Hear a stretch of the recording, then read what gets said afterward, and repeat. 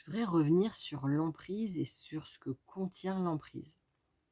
Parce que oui, l'emprise, c'est donc une situation où, on va dire: «Bah, voilà, je suis sous emprise, comment je vais sortir de l'emprise?» souvent.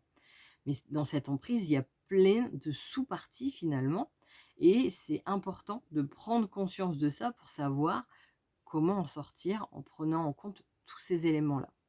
Donc dans l'emprise, on a déjà une addiction. J'ai fait une vidéo spécifique là-dessus par rapport aux hormones du bien-être, qui fait que c'est aussi compliqué, que se crée cette addiction vis-à-vis de cette relation et c'est ça qui va encore amplifier l'emprise. Donc il y a cette partie-là, n'hésitez pas à regarder la vidéo spécifique, à prendre en compte pour mettre dans nos vies des choses, qui donnent vraiment et du plaisir, qui libèrent des hormones du bien-être, pour sortir de cette dépendance qui s'est créée pendant cette relation. Après, on a la dépendance affective, ça j'en ai déjà parlé dans plusieurs, vidéos. C'est, ce côté d'avoir besoin que l'autre même me reconnaisse, me valide, qui fait que mine de rien, on donne son pouvoir à l'autre et on s'oublie dans la relation. Et ça vaut dans n'importe quelle relation, pas que dans des relations toxiques. Mais oui, il y a cette partie-là de soi où on sait qu'on a, justement à revenir à l'essentiel de comment je peux changer ma relation avec moi-même pour ne pas avoir besoin qu'autrui me valide et me considère. Donc il y a cette dimension-là. Il y a bien évidemment de la manipulation émotionnelle pendant toute la relation. Et donc là, dans la reconstruction, ça sera essentiel de ramener la victime à faire connaissance avec ses ressentis et ses émotions. Parce que chaque émotion a un message en fait qui est à comprendre pour la personne pour pouvoir évoluer et éviter que ça se reproduise, du moins certaines situations. Or, quand on a vécu une relation toxique, toutes nos émotions ont été critiquées, remises en question, ça n'allait jamais comme il fallait. Pour le PN, c'était toujours la victime qui était responsable. Et donc, il en est devenu de: «C'est pas normal, de pleurer, c'est pas normal d'être en colère, c'est pas normal de» et cetera et cetera. D'où l'importance de revenir à: «Mais finalement, ça veut dire quoi, la colère? Ça veut dire quoi la tristesse? Qu'est-ce que ça me fait comprendre? Qu'est-ce que ça m'apporte?» et que comment je peux apprendre à les accueillir de nouveau dans ma vie, contrairement parce que contrairement à ce qui m'a été dit pendant ma relation, en réalité, c'est très sain d'avoir ce genre de considération.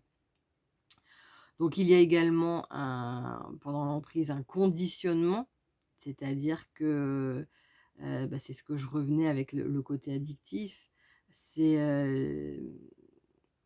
le le le le PN va vraiment, par un côté, de donner des récompenses à sa victime quand elle fait bien comme il faut, quand, là, elle était bien soumise, qu'elle l'a bien mis en valeur ou quoi que ce soit, va lui donner des récompenses, hein, vraiment, c'est ça. C'est-à-dire que, beh, je peux vous raconter plusieurs situations où vous sentez: «Ah voilà, là, tu as bien fait donc bah, tu vas pouvoir venir avec nous pour faire ci, pour faire ça».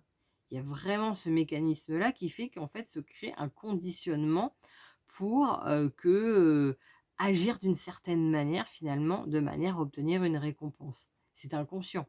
Mais il y a ça aussi à sortir de ce mode de fonctionnement où de nouveau, on ne se comporte pas comme on le voudrait, mais comme on espère que le PN aimerait que ce soit pour pouvoir avoir, la récompense, donc plus de gentillesse, plus de douceur ou de récompense, sous différentes formes. Après, il y a, pendant l'emprise, une soumission psychologique. Cette soumission, c'est parce que le PN veut le pouvoir sur l'autre. Donc c'est ce côté-là d'emprise, de dire à un moment on se soumet à sa volonté, à chercher à tout prix à s'adapter à lui et ça va être important, donc là en tant que victime, d'apprendre de nouveau à voir quelles sont ses limites, à les considérer, à informer l'autre de ses limites et à les respecter. Et donc ça implique d'apprendre à dire non de nouveau et que ça soit normal, que ça soit plus problématique comme ça l'était pendant la relation toxique.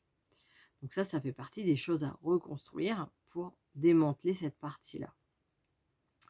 Il y a bien évidemment, comme je l'ai déjà dit dans les exemples, de la dévalorisation parce que pour le PN, tout est la faute de la victime et plus le temps va passer, plus la victime, sera considérée comme une merde qui est pas à la hauteur et qui fait jamais rien comme il faut et qui est responsable de tout. Donc là, bah, c'est pareil, il y a un travail sur l'estime de soi, sur le donc sur toutes les parties, j'ai fait pareil une vidéo avec, j'ai d'ailleurs un exercice spécifique pour aider par rapport à son estime de soi, pour sortir de la vision qu'a, imbriqué le PN dans la victime. Après, il y a eu un isolement progressif, forcément, même si, certaines victimes continuent à travailler, pour autant, il y a toute une démarche qui est faite pour qu'elle rentre rapidement à la maison, pour qu'elle soit là au moment venu, pour qu'elle ait moins de relations quand même avec, certains membres de sa famille ou avec certains de ses amis, ou que ce soit moins souvent ou quoi que ce soit. Donc dans tous les cas, il y a un isolement qui se crée et c'est pour encore plus, que l'emprise puisse être encore plus présent, parce que quand tu as pas l'extérieur qui vient te mettre de doute, c'est beaucoup plus simple. D'où, le fait de réapprendre, en fait, à entrer en contact avec les autres et à ne pas voir les autres comme les ennemis et à se réconcilier peut-être aussi avec certaines personnes pour de nouveau retrouver cette liberté, juste d'être.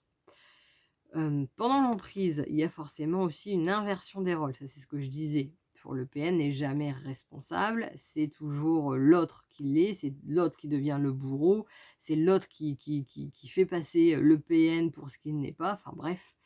Donc là, ça sera important de comprendre le triangle de Karpman pour ne plus fonctionner en mode, bourreau, victime, sauveur et d'apprendre à la victime à prendre sa responsabilité tout en laissant la responsabilité des autres aux autres, justement.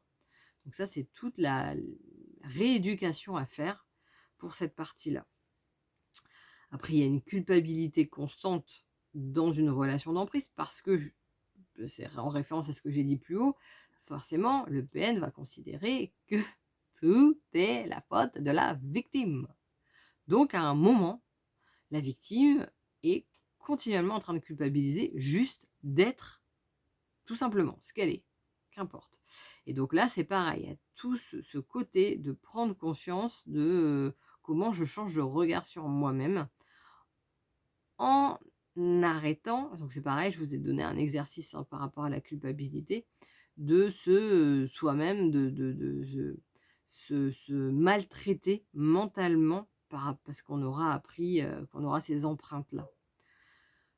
Après, il y a aussi donc l'emprise, cognitive. Donc ça, c'est, tout simplement le PN qui va, faire perdre, des repères à sa victime, qui va créer une confusion mentale.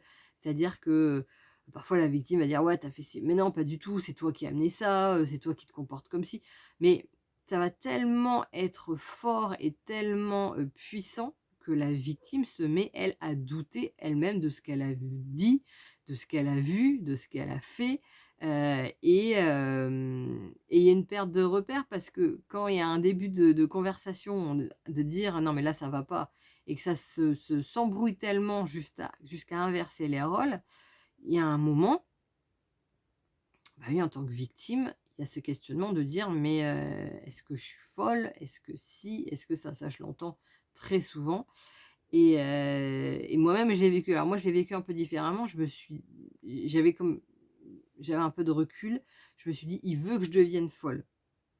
Donc il y avait quand même ce sentiment de dire, «Là, il y a quelque chose qui n'est pas normal» et donc là, bah, pareil, pour sortir de cette emprise cognitive, ça va impliquer la personne, de la remettre dans la réalité, de ce qu'elle vit, de ce qu'elle ressent, de la faire reconnecter, parce qu'il y a souvent aussi une dissociation de la réalité, donc la faire reconnecter à ça vis-à-vis grâce au traitement qu'on peut avoir sur les traumas, par exemple.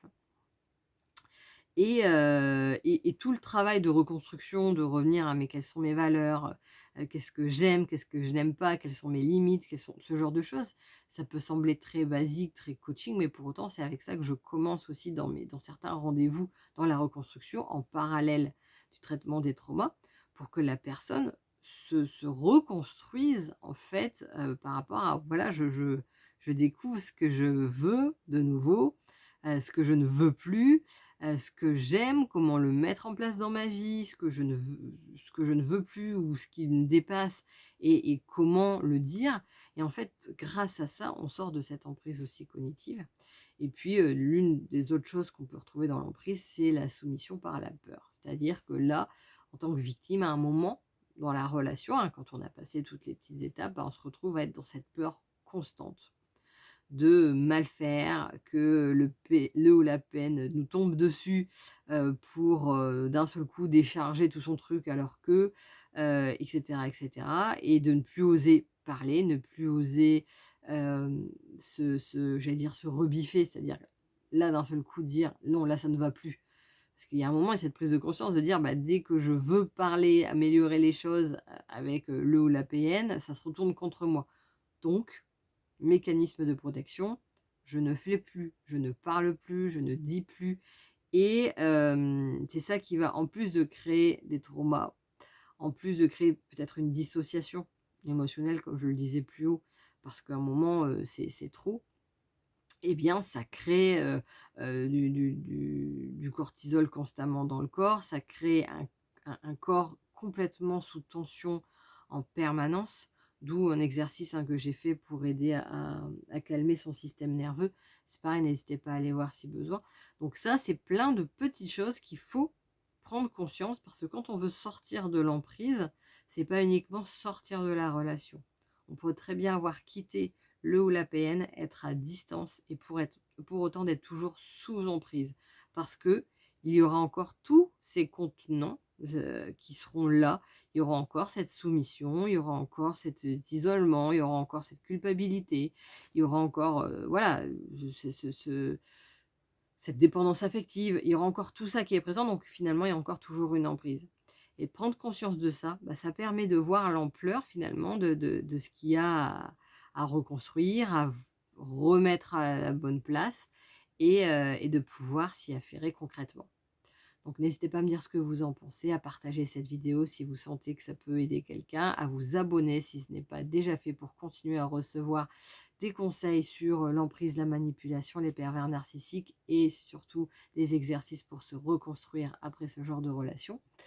Et si besoin, vous avez en dessous mes coordonnées pour prendre un rendez-vous individuel. Vous avez aussi le lien pour mon accompagnement pour quitter son conjoint pervers narcissique dans les meilleures conditions.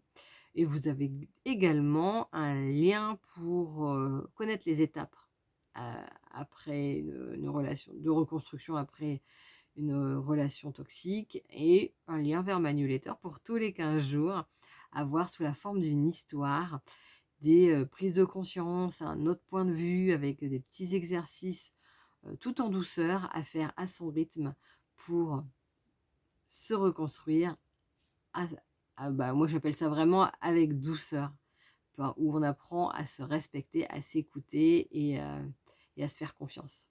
Excellente journée et à bientôt.